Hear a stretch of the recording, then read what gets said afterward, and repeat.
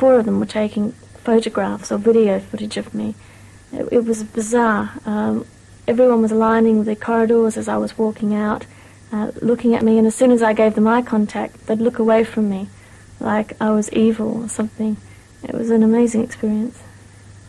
We wanted representatives of Scientology to appear in this programme, but conditions for an interview could not be agreed. Scientology does not approve of open discussion of its beliefs. It calls journalists suppressive people and believes them to be irredeemably evil. Ron Hubbard devised a special policy to deal with these perceived enemies of Scientology. It allows them to do anything to deter, discredit or destroy their critics. Journalist Russell Miller faced months of harassment as his biography of Hubbard neared publication. Firstly, they kept informing the police that I was responsible for various crimes, and so the police would show up at my doorstep, want to know where I was on such and such a day. The first crime was the murder of someone in a pub in South London, and they had solid evidence that I was responsible for that, or so they thought.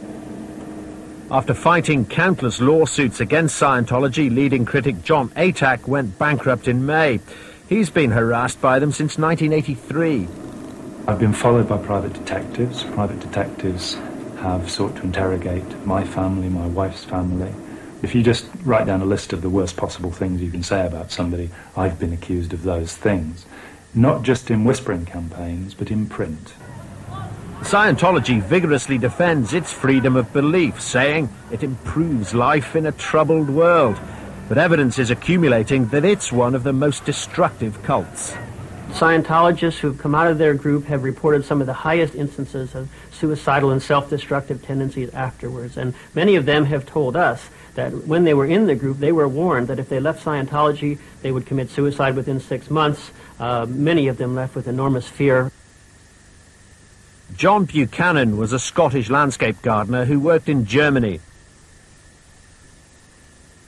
3 years ago, John became involved in Scientology at the Munich mission.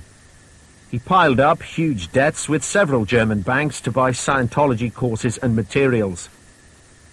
Last November, to escape his debts, he committed suicide. He left a final note for his mother, Mary MacDonald. He explained that he believed that he would come back to life and return to Scotland. The Scientology had taught John Buchanan to believe in reincarnation.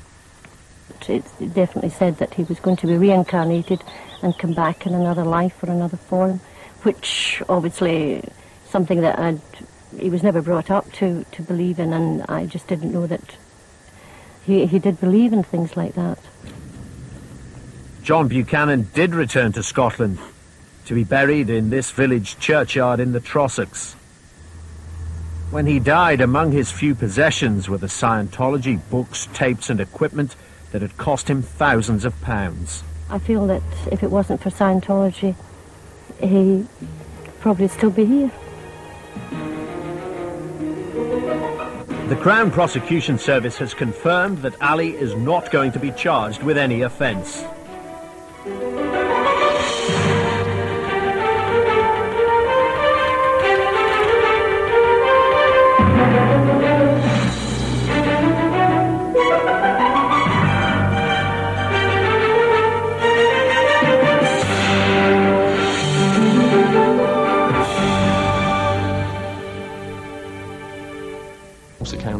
We lied to banks, people obtained loans under false pretenses. It was whatever we could do to raise money. Hollywood superstars Tom Cruise and Nicole Kidman give Scientology a glamorous image. Tonight we reveal the financial sleaze behind the glitz.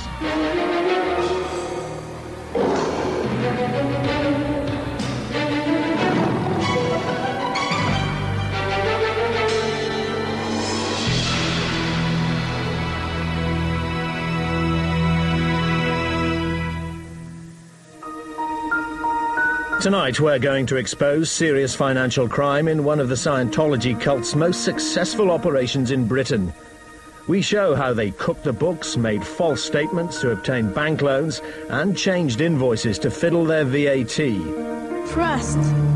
Trust. Trust. This advert for the Church of Scientology was recently shown on cable TV.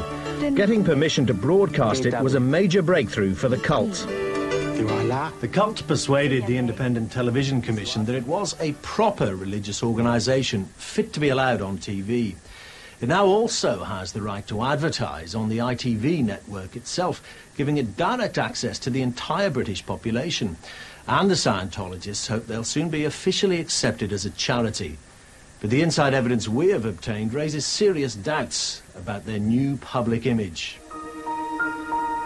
Last year, the big story secretly filmed inside the Bournemouth mission of the Scientologists.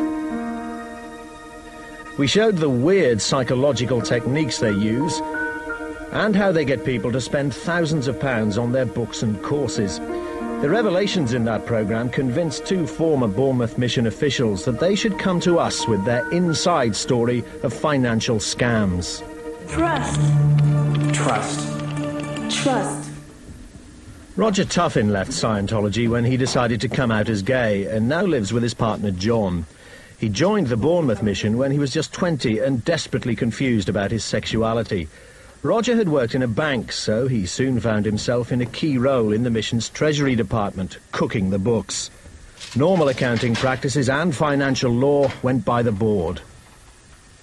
Nobody knew where the money came from, so receipts were made up to account for that money. But of course the receipts are being made up about 3 years later with fictional names, fictional amounts and courses, and completely bogus receipts. At the time, Roger Kay was the boss. His deputy was Debbie Pine. Tuffin says they both knew what was going on, but the cult's international HQ denies this. Oh, I think that allegation is a complete lie. I don't think that there is any example that you can ever find of anybody who in a Church of Scientology has done something that's improper that has not been dealt with internally within the church. Poole High Street 10 days ago. Our secret camera watches the Scientologists out and about trying to pick up new members. We operate for the benefit of the public, so it's up to you.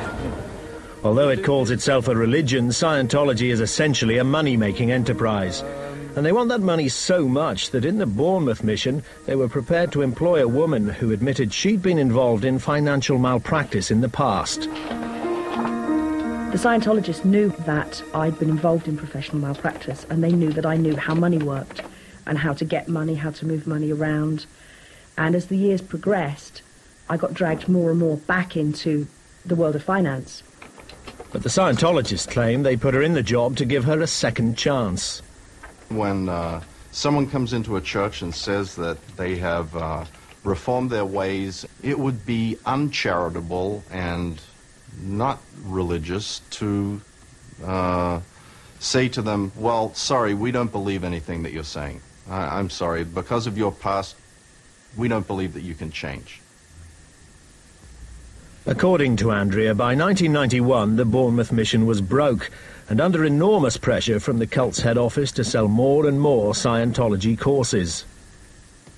And as the pressure of financial problems at the mission became greater and greater, it became apparent to all concerned that the only way to raise the money that was needed was to do things which were effectively more malpractice.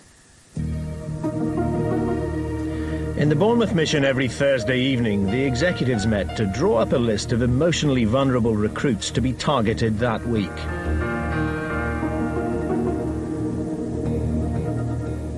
There'd be some people who maybe their mother had just died and they were very depressed, or their girlfriend had just left them, and those would be prime targets. Alex Bowerman was a prime target. He's still trying to recover both financially and mentally.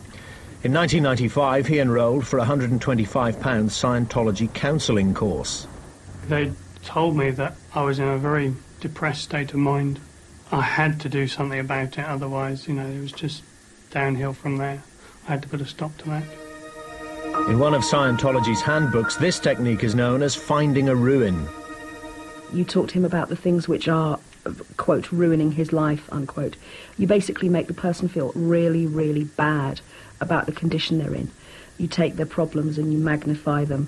You look at how that's going to affect them in the future, and you get the person into a state where they feel that their future is nothing unless they do something and then you tell them that the only thing they can do is Scientology.